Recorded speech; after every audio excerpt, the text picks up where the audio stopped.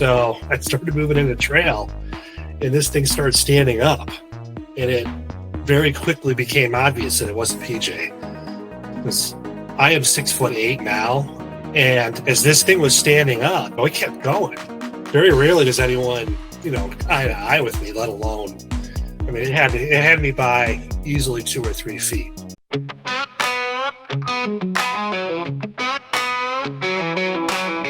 Out in the woods, shadows creep slow. Footprints deep where no man should go. Cold winds howl through hollers and brooks. Whispers of Bigfoot in the way it looks. Myths, monsters, and bullets in the night. Under a pale moon, strange glowing light.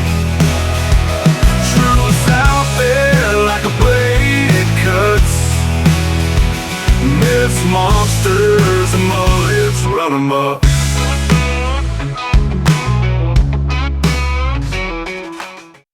What's going on, guys? Welcome back to Myths, Monsters, and Mullets. I am your host, John Methenkamp. Just a reminder, October 4th, Ada, Ohio, the Ohio Bigfoot Jamboree. It's put on by Cryptids of the Corn. Last year was an awesome time. This year it's going to be even bigger and better. I'm going to be there. Nevermore Hollows, Drunken Cryptids, Chumming with the Spirits, so many podcasters, so many vendors, so many great speakers. Make sure you stop by, say hi. Get a picture taken. I love getting my picture taken, and I'll have my picture taken with you. So stop out and see me, see Alan and Chris from Nevermore Hollows. We're all going to be right there together. But that's Ada, Ohio, October 4th, 2025. Once again, I want to thank everybody for all the support you've been giving me. These last couple months have been amazing. If you haven't yet, make sure you're hitting that subscribe button. Like, comment, share the show out with somebody that you think might enjoy it. Also, check down below in the description of this video. You're going to see all my favorite podcasts down there. Nevermore Hollows, Drunken Cryptids, Chumming with the Spirits, Lodge Tales, Ghost Gossip, so many. Check them out. I think you'll like them. Tonight's show is a good one.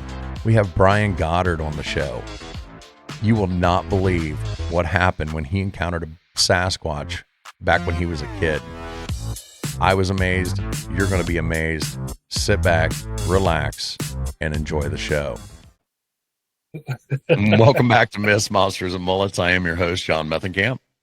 On tonight's show, we have Brian Goddard. I heard Brian's encounter story on another podcast, Cryptic Creatures Show.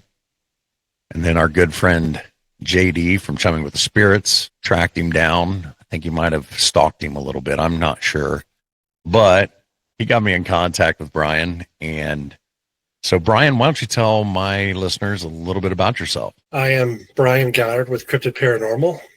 I've been borderline obsessed with anything cryptid and paranormal related, probably the better part of my life, I would say. But when I was 16, my best friend PJ and I encountered what we believe was a Sasquatch, and then that kind of really solicited the interest for life at that point. My parents own about 12 acres just over the Ohio line in Pennsylvania, and there was an old trailer that my dad had put there we used to camp out of, and we were playing paintball one weekend.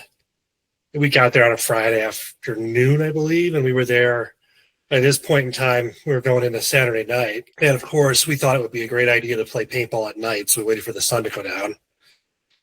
So like 10, somewhere between 10 and midnight. And at one point, I believe we had laser pointers that we duct taped to the top of these cheap Walmart paintball guns. We could have an easier time seeing each other. Basically, we were just out taking shots at each other for, I'm not sure how long before we went back out at night versus when we had the encounter. But we had taken some shots at each other, and then, of course, we realized if we took our laser pointers off and set them somewhere random, the other person's going to think they're there. So as soon as you see where the paintball comes from, while they're shooting at your laser pointer and you're 5 feet away, you could shoot it where they're shooting from. Unfortunately, we both had the same idea, so that didn't work out too well. And then my intention was to double back, and that's basically what I did. And I it took a couple minutes, and I'd gone around. My parents have a pond in the back there, and I'd gone around that pond. And there was a trail, and my intention was to hit that trail and see if I could get an idea of where he was, and then depending on what direction I was going to hit. I thought he was still back, going the other way. I didn't realize he had the same idea. And so I thought that I had saw him in the woods as I was coming around the corner to head back towards that trail. I thought, this is great. I slowly creeped up. I stopped. He didn't see me, didn't hear me. I was being as quiet as humanly possible. You know, I had this big shitty grin on my face that I was going to get away with something, you know, and I thought, hey, I'm dead to rights.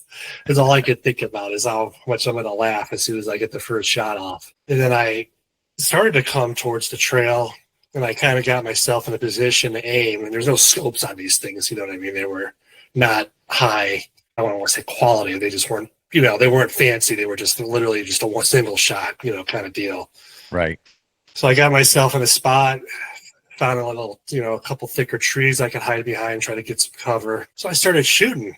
I'm like, oh, you know, nothing happened at first. I was like, I swear I'm hitting them. So I took another couple shots, and I'm sure I missed some and hit the tree, but nevertheless, I was pretty sure I at least got one or two shots, and he should have been jumped up by now because we're both wearing T-shirts, so you're going to feel it, you know? Oh, yeah. I just assumed it was him. It never occurred to me. I mean, we were 16, and my parents bought that place, I think, when I was 7. We've never seen another person, we've never seen anything out there other than deer, occasionally wild turkeys, things like that. And in all the years, I've never seen anything. So I started moving in the trail, and this thing started standing up, and it very quickly became obvious that it wasn't PJ, because I am 6'8" now. I was at that time. Holy cow. And as this thing was standing up, it kept going.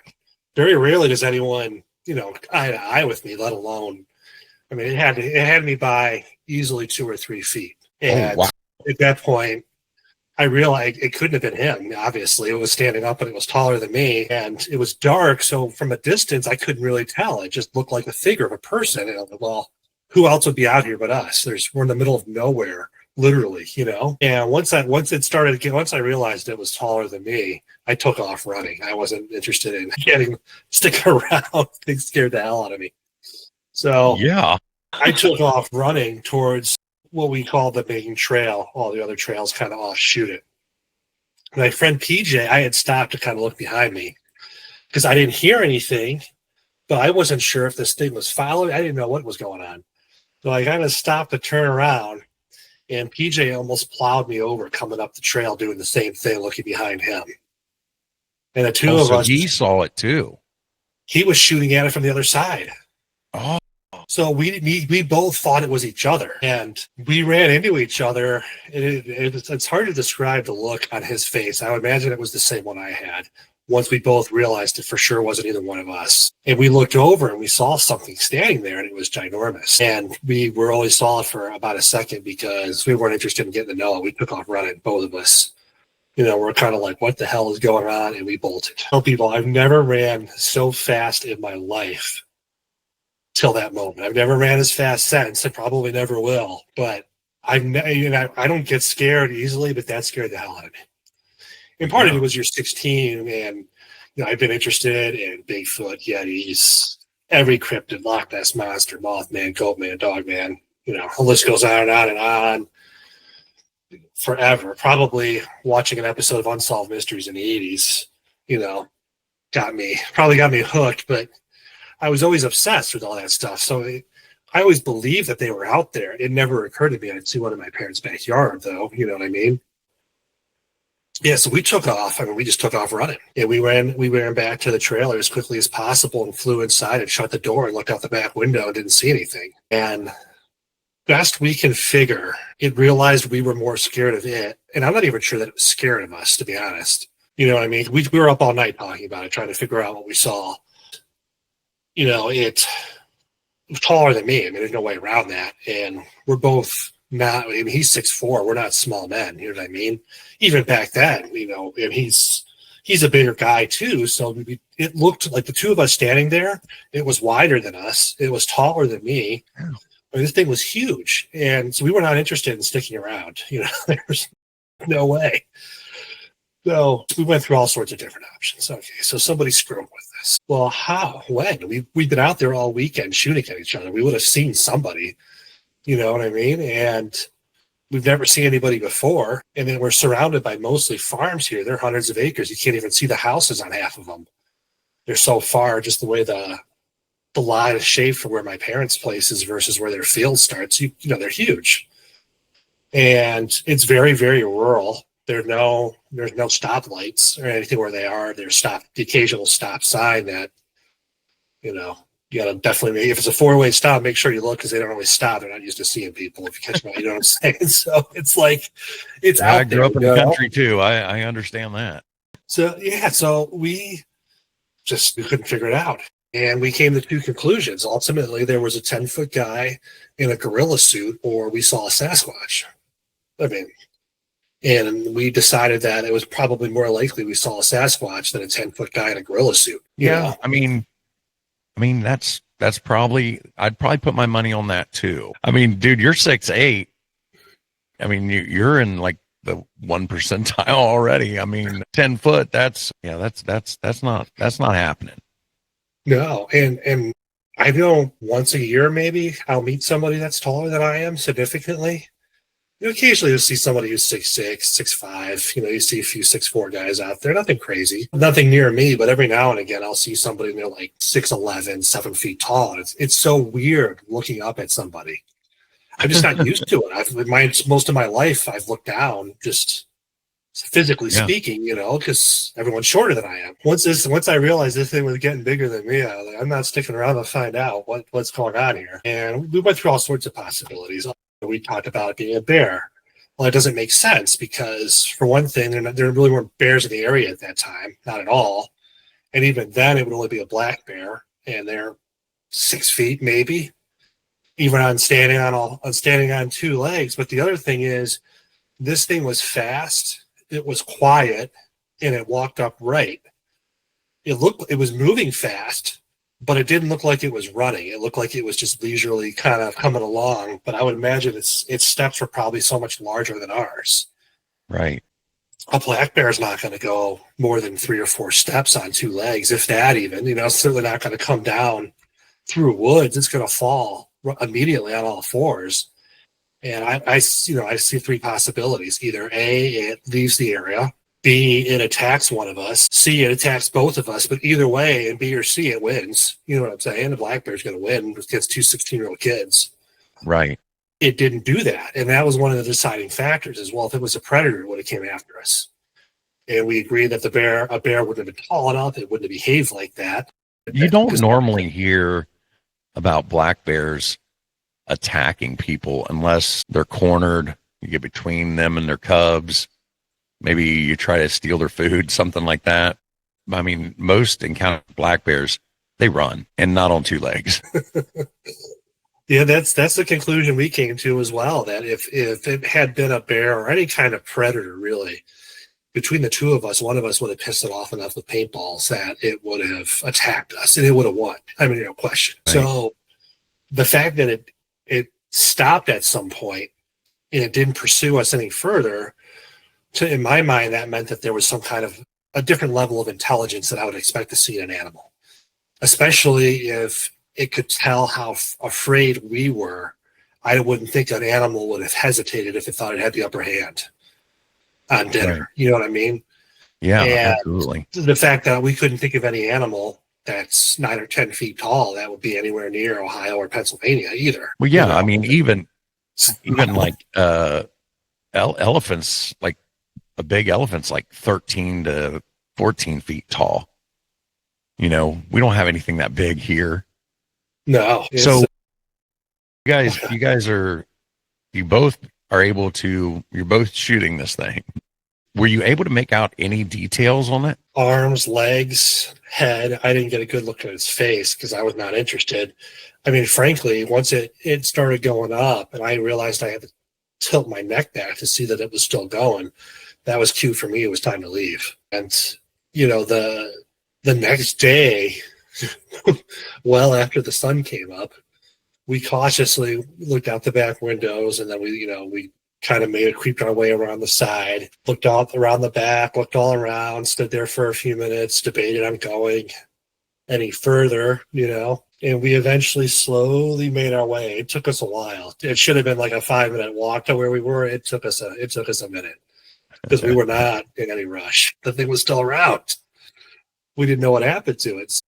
As we got to the edge of the trail, we were both, kind of our backs together. We're like looking around, still paranoid, slowly walking like it's, it was easier to see during the day. The woods aren't that terribly thick. It's just at night, there's just no light source. I mean, even on a bright night like that was, there's still not a whole lot of light just because it's the country, So we eventually made our way up the trail and kind of looked around where I was, where he was, where we were, and tried to recreate kind of what happened, try to walk through our combined experiences. And we didn't find any signs of it. We didn't find any footprints or anything like that.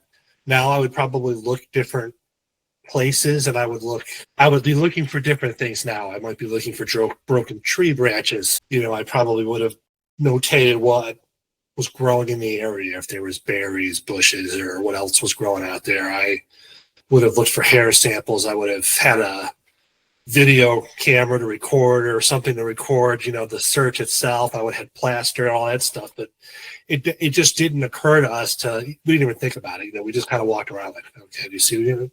No, nope. Okay, we're no.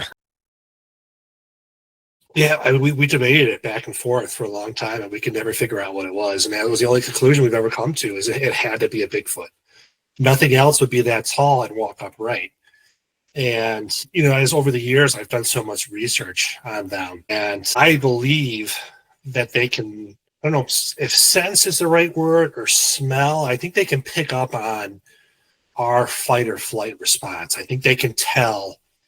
And I also think perhaps that his hair was so thick, and I know some primates have a thicker skin as well. But I bet the hair alone, because like as I said, these were not powerful paintball guns. On something that big with that thick of hair, it may not have impacted it the same way it would have impacted us. And it didn't seem like, when I was first shooting, it didn't move at first, so it didn't seem like it bothered it that much. I've always kind of wondered if it was just curious of what we were doing. And then once it realized how terrified we were, if that's why it stopped, because it picked up on that, and then it just went back to, or when I kept going or whatever it was doing, maybe it was on its way somewhere, coming from somewhere. My parents' property has 2 ponds. There's farmland everywhere, so there's stuff growing, plenty of food for them. And since it was a part-time place, they'd take us up on the weekends here and there, but sometimes there would be 2-3 months between visits. So, and I don't remember how often we were going at that time. It was just always sporadic throughout my childhood, but there were, like I said, many weeks, sometimes months in between. So I always wondered if it knew the trailer was there, but always thought that perhaps it was abandoned or nobody really lived there. And that's why it was coming through. And it was just a surprise to see us as we were it. And maybe that's why it took a better look at us. Right.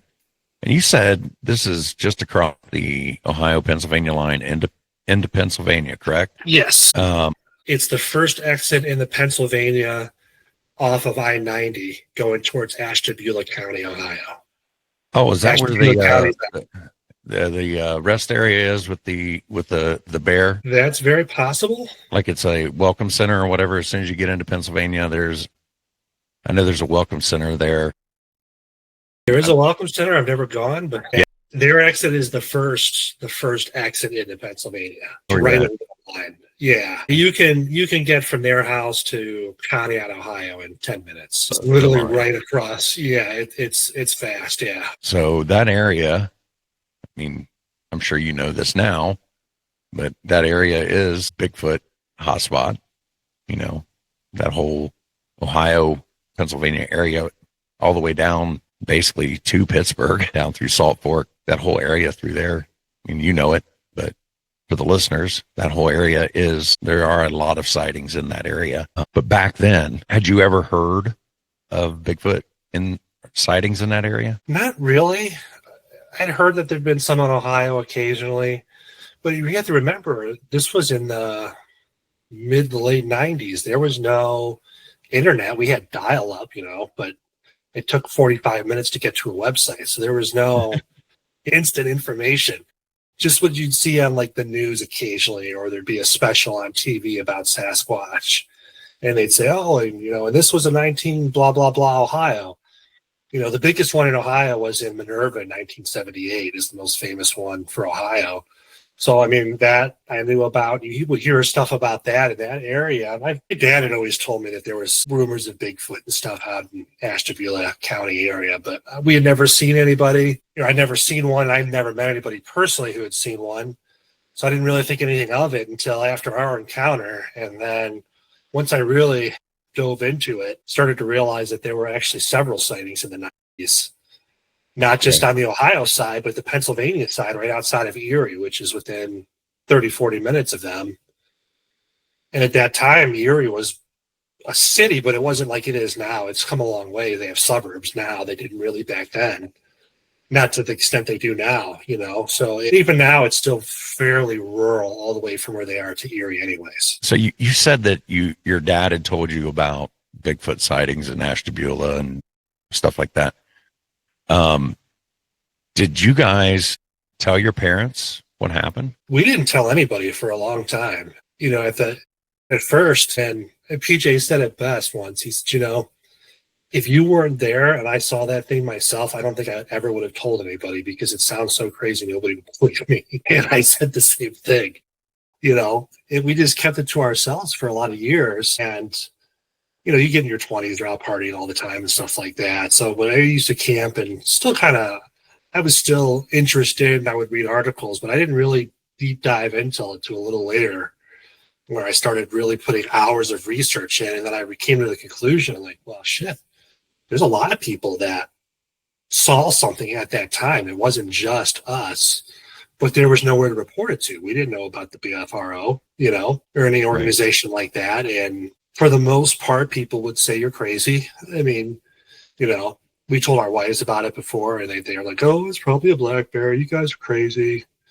You two were doing this. You two were doing that. His brothers think we're crazy. We're like, well, you can say what you want, but we know what we see. We know what we saw, and we've seen enough interviews that we're not the only ones who have seen it either. Right. And I think that as bad as the internet is, because there's not a lot of good on the internet, one good thing about the internet is, I personally believe, you sometimes hear people say, why are there so many more, reports and encounters now? I don't think there are.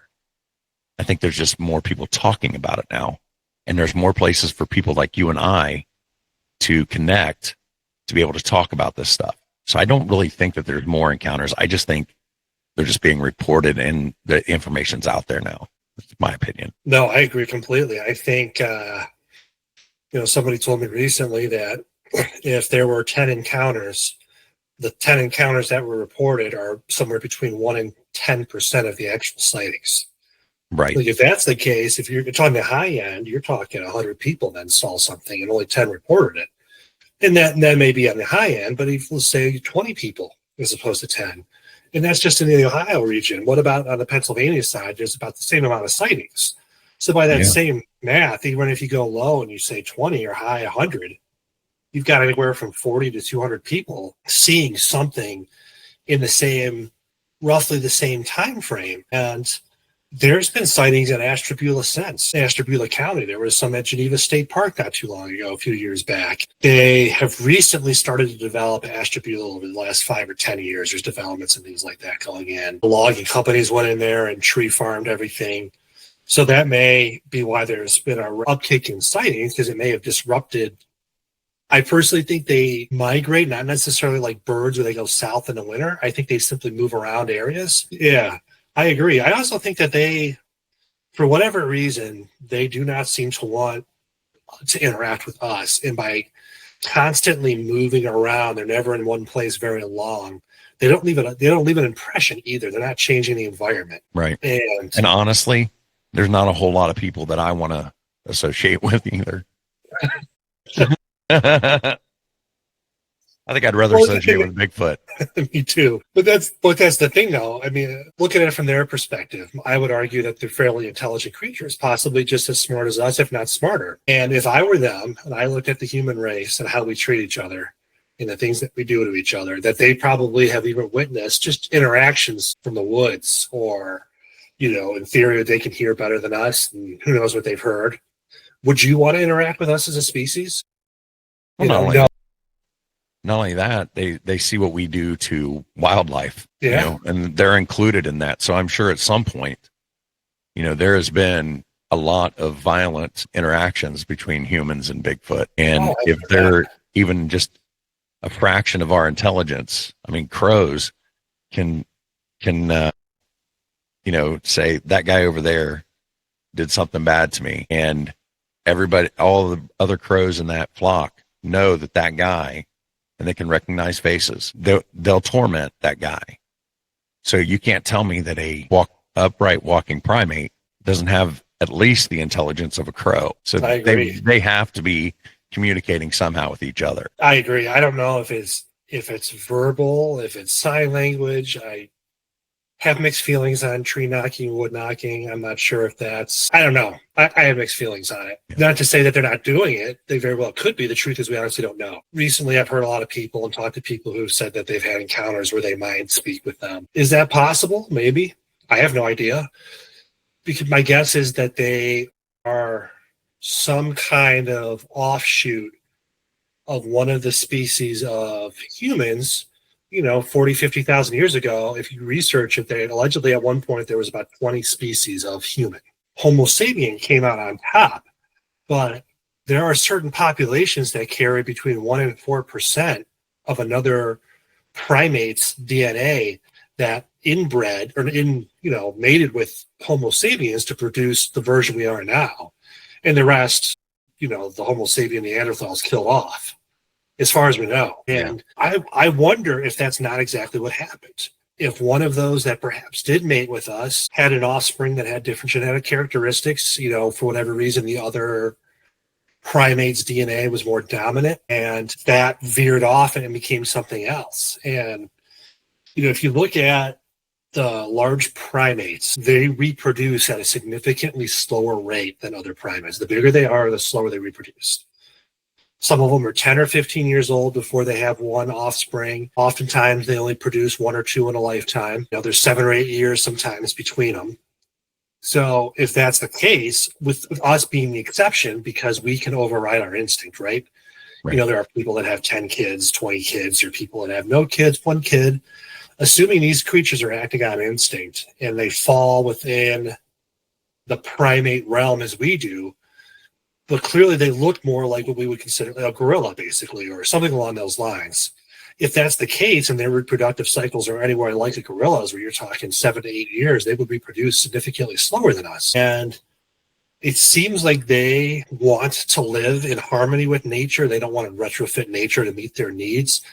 So that may also be a very conscious effort to keep their population numbers down. Whereas humanity, we never did that, and now we're everywhere. So if you were them, and you look at it and you say, well, we're smarter than we are, well, there's more of them than there are of us, ultimately, so we would win, just sheer numbers. And that would be probably why, again, they would look at us and say they're violent, they're reckless, they're dangerous, they don't live like we do, we just want nothing to do with them. Yeah, and I do this a lot, but I want to do it again. I mentioned a lot of my other friends who are podcasters. But one that a lot of times I bring up is Rod from Lodge Tales podcast. He's a member of the Blackfoot tribe out in Montana.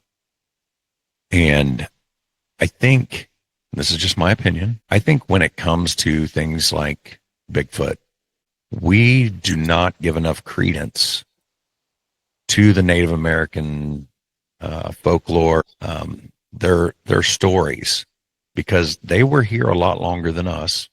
They know a lot more about these creatures than we do. And I think what do you want to call it? White people coming over here, well, we're smarter than these natives. We've just dismissed all of that as, folklore or mythology, when we should be really paying attention to what they say, because Rod would say, you know, if you go out into nature, and that's when they're doing their when they're fasting and stuff like that, and they're out in nature, that they can have interactions with Bigfoot because they are, you know, enjoying nature and doing the things the old way. Whereas if you go out and you're doing things the way I would do it, drinking beer and having a fire and playing music and stuff like that, you're probably not going to have that kind of interaction. And I just kind of went off on a tangent there. I apologize. No worries, man. No, I agree completely. If you look at Native American lore or First Nations people in Canada, they have very similar stories. And one thing that's interesting is, especially in the Pacific Northwest and up in British Columbia, Vancouver, and areas of that nature, they all talk about how they used to live in harmony with the Sasquatch. Now, the ones, I can't remember the name of the tribe in Northern California. I believe they have cave paintings of Sasquatch on the wall, and they were there for thousands of years. And they talked about how they used to live. You know, they referred to them as a different kind of species of human, a different kind of Indian, you know, a different tribe. But they were aware of them, and they interacted with them. And in some of the folklore, you know, it was the Sasquatch that taught us how to hunt and gather. They taught the native population that you should move around, don't exhaust a food source. Like, they passed on a lot of knowledge. And in some of the folklore, it goes all the way back to the creation. In one tribe's origin story, a Sasquatch was the one that told the Great Spirit that we should walk upright and not on all fours, because that's what the bear wanted for us. And fascinating to me, because what we're told is there are no primates in North America. There haven't been for 1 million years. Okay, sure. Let's just say that's correct. My question is, if that is correct, then how come all these Native American and First Nations people know what an ape looks like? Because Exactly. they describe a Sasquatch, right? They draw pictures of it. They talk about what they look like, what they are. And the Europeans said, oh, there must be apes somewhere. There's got to be a gorilla here. But they never found any. So since they couldn't find them, like every other cryptid that is no longer a cryptid, until a European finds that it doesn't exist. You know, Right. The gorilla, for example, was a cryptid until 1847, but not to the local population. You know, in the Congo, they knew those things were out there. You know, in areas like that, it was just the Europeans hadn't seen one yet, so they didn't believe them, even though the locals said they were there. It just took them several centuries to actually find one themselves. To me, this is no different. The locals, so to speak, the Native Americans, First Nations people, as you mentioned, they were here for thousands of years, perhaps tens of thousands of years. So they know exactly what's here, you know? And again, how would they know what a primate looks like? How would you think something like that up, you know? Right. I mean, they're not drawing giraffes. They're not drawing, well, they might have drawn mammoths. I was going to say they didn't draw elephants, but yeah, they did. You know, they're not drawing, like I said, giraffes or things that are only found in Africa. You know, they're drawing some things that they've seen. Yeah, and you know, the natives, they had wolves, they had eagles, different kinds of birds, coyotes, all sorts of things that they saw. So why would this be the only thing that they drew and told stories about that they had never seen, if everything else they have encountered? You know what I'm saying? So to me, that is a piece of evidence. At least there was something here. I still think there is. But I mean, they had to learn that description from somewhere. But then how does, say, a tribe in New Mexico and a tribe, say, up towards Toronto, Canada, have the same story? How do they know what this looks like? I mean, think about driving a car from Toronto to New Mexico. That would probably take you the better part of a week going pretty much nonstop, right? How would you do that on foot through a wilderness that is probably trying to kill you? Not to mention, you would have no idea in New Mexico that when you got to Ohio, there's going to be about 6 feet of snow. And it could be, you know, sub-zero temperatures in the morning. In the afternoon, it could be 75 or 80. And at night, it could freeze again.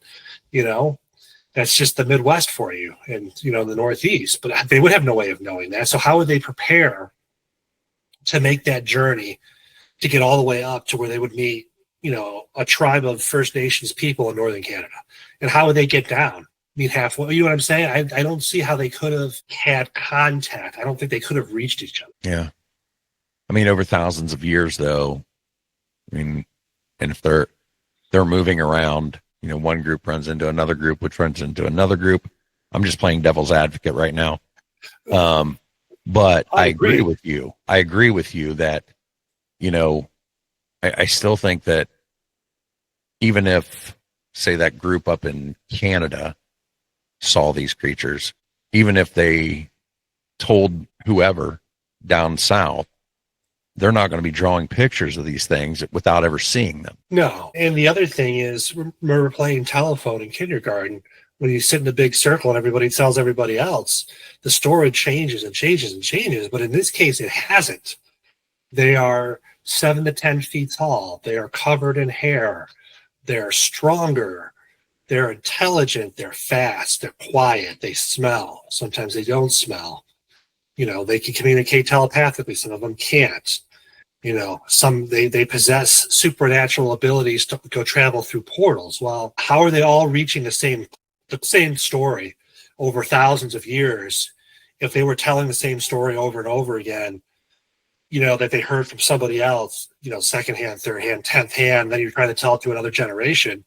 It would change, right? I would think you would never recognize, even if the first, the first tribe that saw it, if they told it through the generations, I would imagine the story might change so much you would not recognize it. So how would they pass it to another group of Indians thousands of miles away, and then the story remain the same? The only reason it would remain the same with the same details and characteristics if they're all seeing the same thing. Right.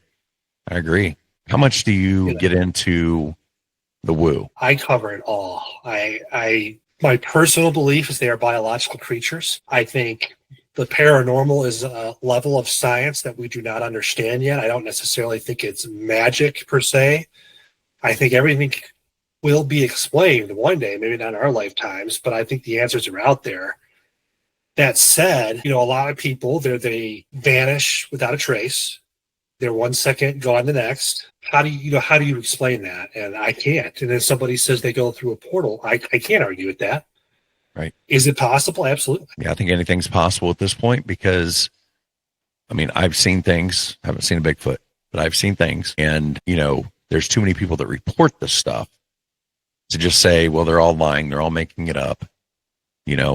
If that's the case, neither one of us here right now talking about this, Wes Germer wouldn't have, whatever, 6,000 shows or whatever. I know he doesn't have 6,000 shows, but you know what I'm saying? That there wouldn't be this much interest. There wouldn't be this much, this many people talking about it if there was nothing to it.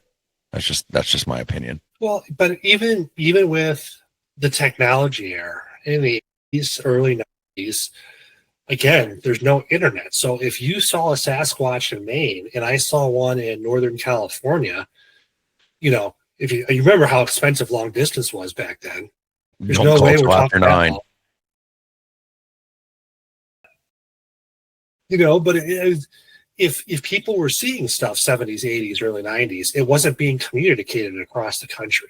For the most part, they maybe occasionally something would make the local news, but the national news, you probably would not hear much about a Sasquatch. That would probably be the last thing. It would have to be a low news light for them to play something that far out for at the time, So I don't see how people could be communicating and trading details. How would you even find each other? Where would you know what I mean? How would you even know where to find somebody? You'd have to throw a pin in a wall and hope for success, So I don't think people were exchanging stories. I think people are seeing the same thing. It's just, it is hard to believe. And even after you see it, because we're taught that it doesn't exist. And if you don't see it, it doesn't exist. We're taught to close our minds off. And what the native population perceives as supernatural or paranormal abilities may very well be a level of science. I think it is a level of science, I should say, that we don't understand. Now, whether the Bigfoot is opening a portal, I have no idea. Are they aware of a portal system that exists? Maybe. Is it natural? I don't know. Was it made by something else? Don't know that either. but I can't rule it out. I can't say, and definitely no, there's no other explanation. But as far as we've come with technology as a species, we've lost a lot. We used to see something and would believe it. If 1,000 years ago we'd ventured to Africa and somebody said there's gorillas, we would have taken them at their word. These giant ass gorillas are out there. We have to be careful. That's not the case anymore unless someone from the modern world sees it. Then it's okay. But otherwise, we would just assume that it's native belief. And you know what I mean? But we also closed our mind off to possibilities. We probably have also aimed that, when you see something odd, it's just your imagination playing tricks on you. Well, what if it's not? What if you're simply seeing something and that's what it is? I'm not saying there's an explanation for it. I don't know what it is, but I'm saying we've been conditioned to see something in our brain to say, okay, that's not possible. It must be this. That's not possible. It has to be this. We have to put it inside of a box that we can explain. Otherwise, it didn't happen. It doesn't make sense. It's my imagination. I was dreaming, whatever the case may be. And then that's been going on for hundreds of years, But the native populations, I saw a Sasquatch. That's simple. No question. You know what I mean? So if they saw a portal, they would say, I saw a portal. They wouldn't try to explain it. They would accept that it's there. Right. And, the other thing too is how we would describe a portal today is not how they would. We have a whole different level of language in descriptions and understanding and names for things that they would not have been able to produce. So perhaps what they're calling a portal may very well be, from their perception, with the language available to them, some kind of a portal, and it may be something very different. I don't know what that thing different is. I'm simply saying they're limited by the tools they had at the time to describe what it is they saw. Right. But we know that they vanish, Yeah, I had Jen Cruz on the show, and she was talking about, she's Native American, part Native American, and she was talking about in their oral traditions that their tribe talked about Sasquatch and even some Native Americans being able to travel great distances through the stones. Just sounds like a portal to me, but that's how they were describing it. Just they were traveling through stone, through the ground, I think is how she put it. So it's just, it's semantics, like you were saying, we have this word for it. They have a different way of conveying that exact same phenomenon, whatever it is. Yeah, I think what happens a lot is people say supernatural.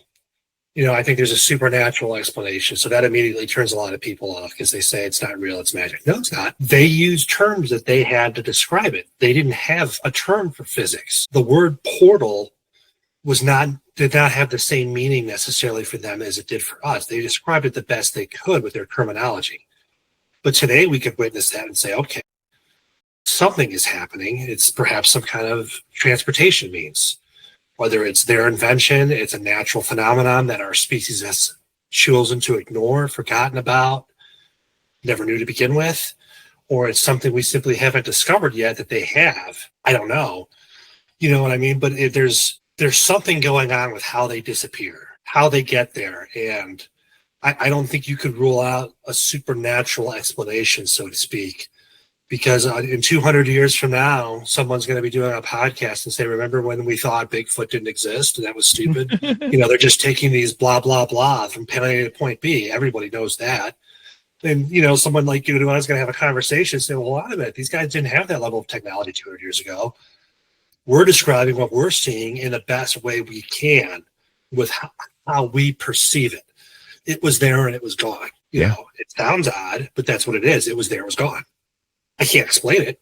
Doesn't mean it didn't happen. Two things can be true. I can, not be able to explain it, and it still happened. And, well, like I said, 200 years from now, they may say, oh, of course, they were doing this. But to us, we're going to explain it as we can. It appears that they were there, and then they vanished. Some people have described, light, or some people felt wind, or that the temperatures changed. I know there's a couple guys in West Virginia, a while when we were in West Virginia, that use Geiger counters. And they've had some success with that, where they've disappeared and they've detected radiation traces, which, okay, so if that's the case and they did disappear through some kind of a portal, if you will, It's a whole lot more scientific if it's shooting off radiation of some kind, right? That means it's an energy source. So something's generating that energy. I don't know what it is, but that's one step closer if we could verify even that. And that maybe that is what it is. But again, how would you 100 years ago, 200 years ago, how would you detect an energy source you didn't know existed? And how many people walk around Geiger counters? When you see one, you're out in the woods. Yeah. That's what I'm saying. You're out in the woods. So I carry 3 of them everywhere I go, man. You got to have a backup for a backup. of course. What kind of investigator are you if you don't have 3 Geiger counters? Come on. A 4. I just, you know what I mean? When you're walking through the woods, you're not carrying a Geiger counter. You see one of these things, that's the last thing you think about, unless you've already seen one, you're back out there looking for them. Then you start to think about more things that would bring. But if you're just a hiker, a hunter, a leisurely camper who's not expecting to see anything, and those are the people that all the time see these things. It's just a chance run in, and you say, okay, I saw this, but what now? You know what I mean? So could they be using portals that give off radiation? Maybe. I don't know. If everyone starts walking around with a Geiger counter, when you see one, you pull the thing out and try to detect it, and we say, 10 people report sightings, 10 people report X amount of radiation. Okay, then there's a pattern. But that's part of the problem is no one is prepared to see them. You're not prepared to take a picture right away. Try getting your phone out and getting your camera ready when this giant monster is staring down at you, or you're so scared that you're shaking, and try to get your iPhone out and see if you could take a picture. Good luck. Right. And I hate when people say that, well, you got a phone in your hand. Why didn't you take a picture of it? And I'm like, okay, let's say you're walking down the street and a deer runs up at full speed in front of you. Are you going to have time to get your camera out and take a good, clear picture? I don't care if you the latest Galaxy phone, the latest iPhone, you're not going to get your phone out in time and take a clear, National Geographic style photo of this running animal. It's not happening. Sure. I mean, let me put it to you this way.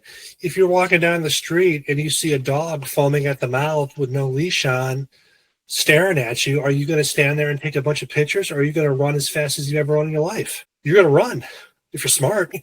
Right. That's what I was getting ready to say. There are some people that would be like, oh, look, let me take a selfie. I mean, I hope one of them runs into a Squatch one of these days, because we can certainly use an updated photo out there. But, 9 out of 10 times, most people have enough sense, or your instincts kick in and simply override whatever rational thought you might be having.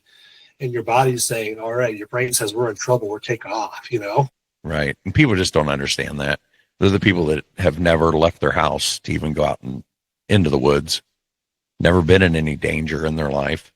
It's easy to sit back and say, well, why didn't you do this and why didn't you do that? Get out in the woods, figure it out. Yeah, they're keyboard warriors. Try walking around at midnight and then hearing something that's not supposed to be there, or seeing something that's not supposed to be there, and you're completely unarmed and alone. You might rethink that position when you find that you're the prey, not the predator. Right. And I think that goes back to the exceptionalism. That was the word I was trying to say earlier, exceptionalism of, modern humans is, we're top dog no matter what. And we know more than everybody else on this planet. And, it's easy to say that sitting in front of your iPhone or at your keyboard. Get out there in the woods. Show me what you got. Yeah, I mean, you turn on Discovery Channel or something along those lines, and they'll be talking about, this new, what's the word I'm looking for? New species of primate. There was an orangutan that was discovered. New mammal. That's what I was looking for. Mammal. That was, I think it was 2017 or 2019. There was a new species of orangutan that they discovered, and I want to say it was Indonesia. But the locals had said, this is where they go. And the scientists were like, of course not. That doesn't make any sense. If they were an orangutan, they would do this, this, and this. And they said, okay, well, we've lived here for 100 generations, and we're telling you they live over there. And when they finally went and looked, they discovered that not only was there one, but there were tens of thousands that had been living in there. And they've been existing all along. Find, fish wash up in Alaska was extinct 1 million years ago. Well, apparently not. stuff certainly eludes us. There was one in Vietnam about 20 years ago that came out. I can't remember what it was called, but that one was interesting too because their cities are massive, and this thing was living in the woods the whole time. They just didn't have a massive population for whatever reason. So if we continue to discover stuff, we continue to find things, and they say we rediscovered is the term. Well, we knew about this, 150 years ago. We thought it was extinct, and we rediscovered this massive population. Well, if we can lose track of a mammal species on land for 150 years or 200 years, then clearly we're not everywhere. There's something we're not doing. These things are eluding us somehow. So who's to say that some species of primate, especially if their intelligence is what we think it is, they would have no trouble eluding us. Right. And I also don't think that a lot of people realize how much wilderness is in North America. Because most people live in cities and towns, and they look around and it's like, well, there's all these fields around me. There's no place for these things to live.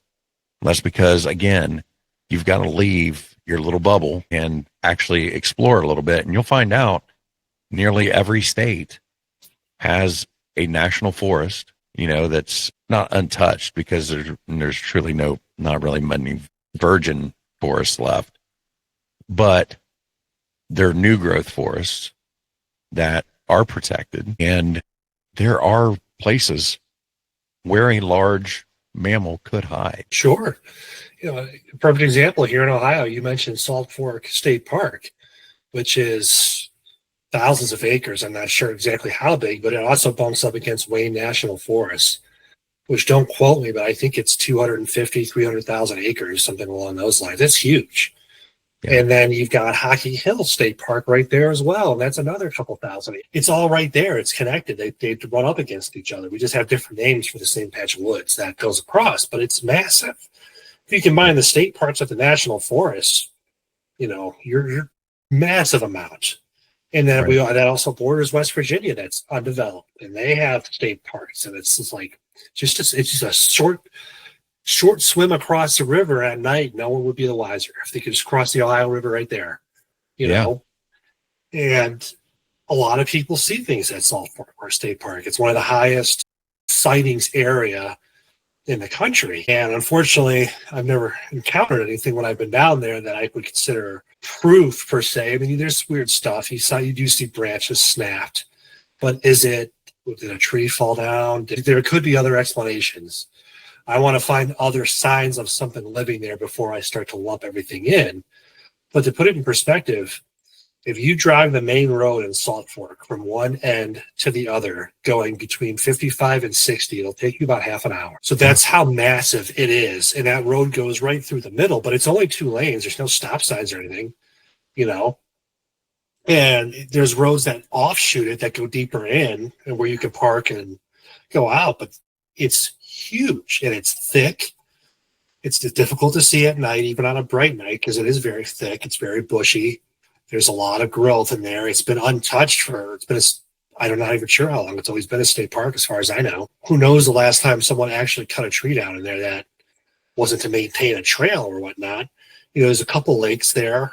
Wayne National Forest has a few lakes. Hockey Hills has one of the largest cave systems in the area. And not all those caves have been explored. There's some that are deemed unsafe for humans to go to because they're structurally unsound, allegedly, or it supposedly narrows at some point. Whatever the reason is, they don't want us in there. We're not supposed to go in there. So who's to say something else isn't using these things because they're blocked off. The trail, they don't have trails to them, the entrances. There's usually a fence or a gate or something up. So, a 6-foot fence may inhibit a human. But if you're 10 feet tall, you just put your kid on the fence and hop right over. Wouldn't be thinking anything of it, Right. You ever been down to Tar Hollow State Park? I have not. Yeah, it's not far from Hocking Hills. I had some weird stuff happen there. Really? What happened? I heard the Ohio owl. Really? Yeah. I believe I never saw anything, but I believe I had something outside the trailer I was sleeping in. But we'll talk about that when we're not recording. This is about you, not me. So what do you think about the lights that people see, or they report seeing when they have Bigfoot encounters? I have mixed thoughts on that. As far as what they are, I don't doubt that people are seeing them. I just don't know where they're coming from. And I've talked to people with different theories, and some of them are very interesting. Some of them could be far out. You know, the deeper you dive into this, the more research you do, you start to realize that all this stuff seems to be connected somehow. You know, 10 years ago, the supernatural explanation probably would have covered the lights for me. However, with drones, right, we have drone technology. Have you ever seen, there's a YouTube video out where in Japan, they had like 2,500 drones form a dragon. They're all acting simultaneously. And that's our level of technology, right? So, you know, could there be another life form present that they're interacting with? Possibly. That would explain the portals. That would explain their ability to disappear. That would explain the lights, because it's a technology that we're not familiar with. So to us, even to us at our level of technology, up until recently, if you didn't think about drones, most likely that's the only way we would be able to describe it too, is these lights must be magic. They're spirits of some kind. They're something. Perhaps it's something that they're able to make us see. If they are telepathic, perhaps they can image, and that's simply a distraction. Just, you know what I'm saying? Just a way to take our sight off them for 1 minute to let them escape. You know, it's possible they have access to some kind of plant that does it, or, you know, something else like that. I don't think it's necessarily a spirit. I don't necessarily think it's a UFO. I think they're both possibilities, but I don't think we can excuse the possibility that they are using something. And especially if you go down the rabbit hole of them being telepathic in any way, if they can communicate by broadcasting words in our language into your mind, because remember, the mind speak is not just a North American legend. That's other Squatch sightings all over the world say the same thing. There are people that claim, but it's in their language. So how, now I guess bear in mind that the Sasquatch is developed in that area where that language is prominent, so perhaps that's why they understand it. If they can read your mind and absorb knowledge, that's how they could learn it. But my thing is, if that's true, let's say for a second, okay, they're reaching out to me telepathically. They're broadcasting their thoughts into mine. Who knows what they could make me believe I'm seeing, right? I'm not saying that's what they're doing. I'm saying I think that's a possibility based on witnesses saying that they have had encounters where they've communicated telepathically. If they're able to do that and we can respond, so somehow they can link with us and open a channel, it stands to reason that they could make us see something that wasn't there, right? Or not see something that is there. Perhaps that explains how they disappear. Perhaps the lights are a side effect, you know, of whatever they're doing. Perhaps it's meant to be a distraction, so we take the focus off them for a minute, because if we're focused on them, it's harder for them to make us not see them. No, I don't know. Any of those things are possibilities. We just don't know. We need more evidence to make a conclusive decision. But any hypothesis I've heard has merit. Could it be an alien species? Possibly. Could it be telepathy? Possibly. Could it be supernatural? Possibly. You know, a lot of Native American tribes say that they leave through these portals to somewhere else, another place, a realm, another dimension, as we would call it. Who's to say that's not exactly what they're doing? And maybe that opening that portal, those lights are some kind of side effect of that, or something that moves between the worlds when the portals are open. And it's just something that we don't have the ability to understand. You know, another thing to bear in mind is really our vision is quite terrible compared to the animal kingdom. Same thing with our hearing. Other animals see and hear a lot of things that we have no idea is out there. And them being what they are, very well are privy to that kind of sense. They have heightened senses compared to ours. So what we're seeing as lights, right? We're seeing, okay, there's orbs floating, but is that what they are? Or is that all that we can see? I think that's a possibility too. You know, I think there's a biological explanation too. You know, we know certain tree owls can lean against a tree and they can become the color of that tree. If you ever look at a picture of it, it's hard to see them. You look for the whites of their eyes, right? Who's to say that they can't do something different, but the same? You know what I mean? Not necessarily, maybe they do blend into the tree. Maybe they have the ability to slightly adjust their color to a spectrum that we can't see, and it makes it, to us, it looks like they're disappearing, but they're not necessarily disappearing. They're probably perhaps behind a tree or laying on the ground, but they're able to blend in and change part of them not to have the same color. So when we see it, we don't see anything. Not to say that it's just a camouflage for them. Right. And there's some people that say that they have like the clear hair, kind of like the polar bear. Yeah. And if they were able to adjust the color of their skin through that clear hair, you know, I mean, we know animals can do that. Just because we can't, we don't know, we can't say that gorillas do it or whatever. Who's to say that this primate isn't able to do this, and they have this clear hair, but they're changing the color of their skin to match their surroundings? That's just one theory I have. Sounds good to me. Yeah. We figured it out. Why they disappear. We've just figured it out. We don't even need to go any farther now. If only. Right. Yeah, but like you said, just because a traditional gorilla can't do it doesn't mean, you know, a traditional gorilla doesn't have the level of thought that we do, right? They're intelligent. They can learn. Some of them can even learn sign language. Chimpanzees can learn sign language, but that doesn't mean that they could, I don't know, turn on a computer. You know, and part of that is because we were taught to use electronics. We didn't just wake up one day knowing it. But who's to say that these things didn't evolve on a different track? There's about a 1% difference between us and a chimpanzee, genetically speaking, and that's a pretty big difference, right? So say they're 0.5% different between us and 0.5% different from some kind of gorilla. Who knows what genetic abnormalities that could produce that would allow something to flourish? You know, perhaps that's why they survive so long, and that's how they avoid other predators, is because they are able to disguise themselves, and that was some kind of a defense mechanism for them at one point. You know what I mean? And we don't know enough about their history of their existence, their evolutionary path. We have no idea. Maybe they came long before us, and it's just coincidental that we have similar features. There's animals out there that look very much alike but have no genetic relation whatsoever. They're completely different species. Can't mate. They're not compatible. Nothing. Who's to say that's not exactly what this is? This is something completely different than any of us have ever thought of, because we have no idea. There's nothing else like it. It's unique. It exists, but we've never come across it, so there's nothing to compare it to. And that's it for tonight. Brian will be back for a part 2. And until then, if you have a paranormal encounter you'd like to share, you can email me at mythsandmullets@gmail.com. Good night, everyone. Shadow in the pines lurking in the dusky air. Bigfoot stomps through the woods like he don't care. Lights in the sky flash green then blue. Aliens descending with a secret or two. Whispers in the breeze, cold fingers down your spine. Ghosts in the graveyard, twisting through time.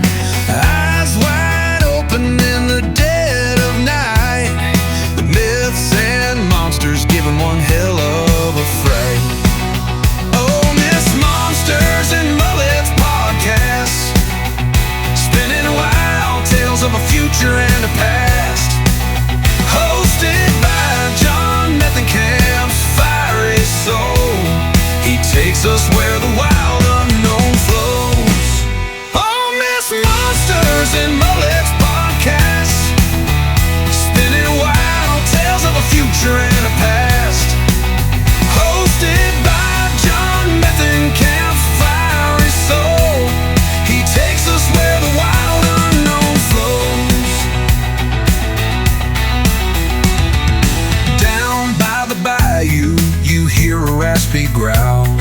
Swamp gas glowing as the coyotes howl.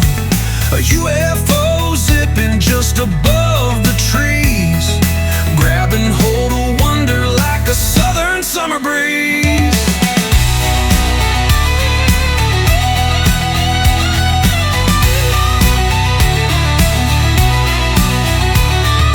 Some call it crazy, others call it a lie. But listen real close as the truth passes by. The lines are blurry, the story's bold. John Methenkamp spins them into